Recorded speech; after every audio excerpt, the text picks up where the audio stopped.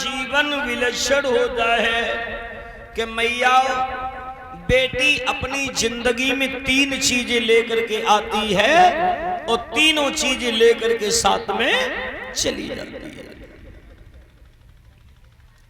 मेरा मतलब है 3 चीजें कौन सी लाती है? एक लाती है खुशी, एक लाती है लक्ष्मी और तीसरी चीज क्या लाती है?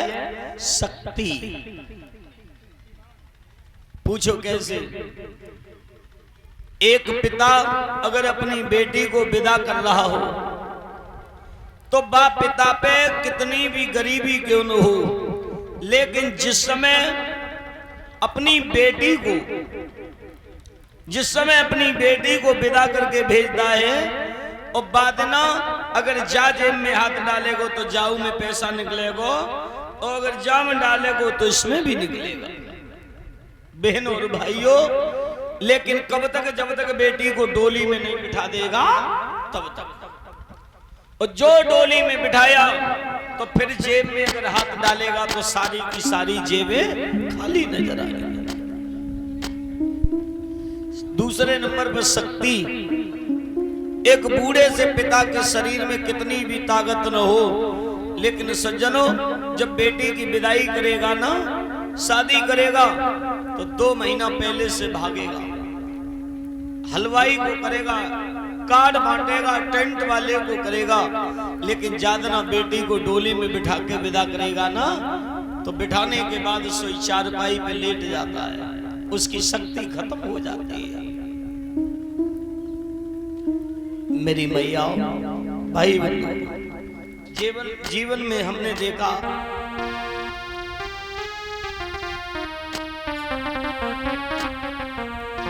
बेटी का जीवन भगवान तूने काय को ऐसा बनाया।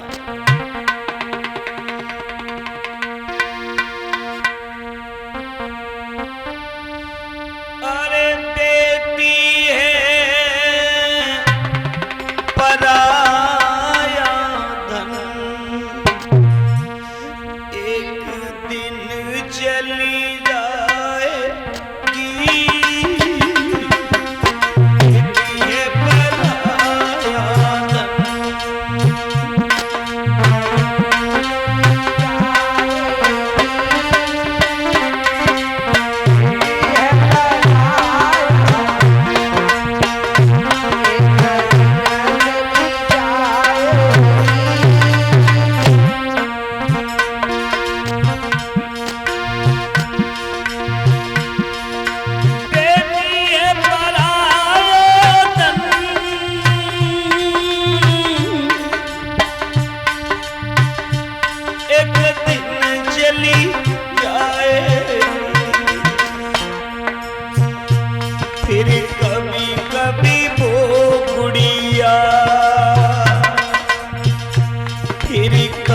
कभी वो गुड़िया बाबुल घर आएगी,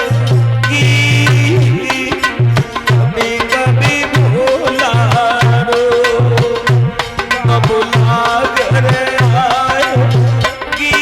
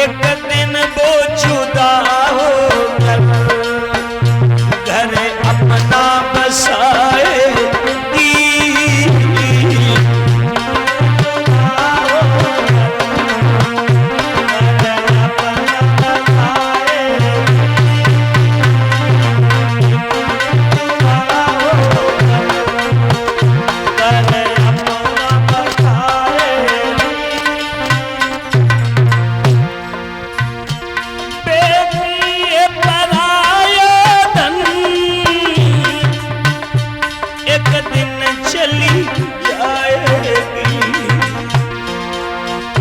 फिर कभी कभी वो गुड़िया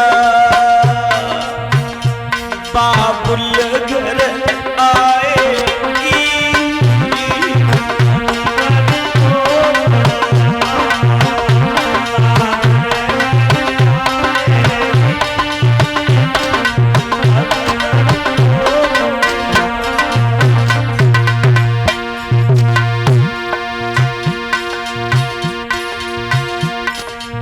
देखो यज्ञपति महाराज, अपने जीवन में दान कितने भी कर लेना, लेकिन कभी जीवन में कन्या दान नहीं किया तो तुमने कोई दान नहीं किया। एक कन्या दान बिना सब दान अधूरे।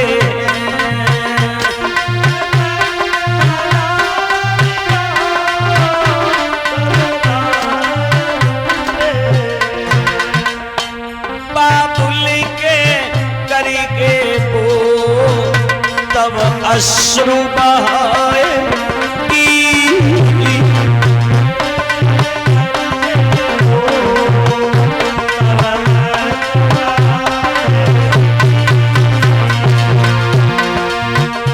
बेटी ये पराया धन एक दिन चली जाएगी। फिर कभी कभी वो गुड़िया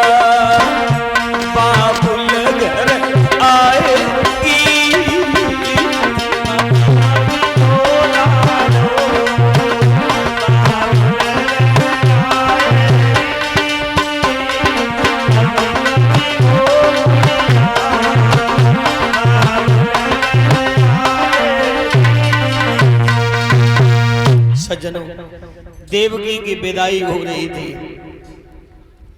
और जादना देवकी की विदाई हो रही। परीक्षा जी बादना कौन सो दिन हो तो बुधवार।